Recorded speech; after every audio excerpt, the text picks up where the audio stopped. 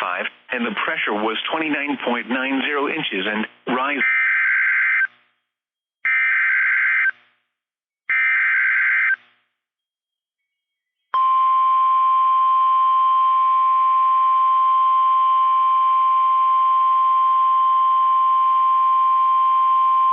The National Weather Service in Austin, San Antonio has issued a severe thunderstorm warning for East Central Caldwell County, Southeastern Bastrop County, Southwestern Fayette County, until 5 p.m. Central Daylight Time.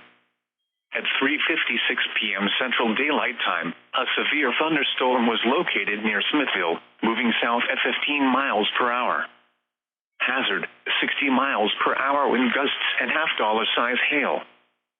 Source, radar indicated.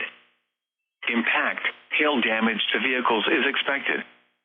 Expect wind damage to roofs, siding, and trees.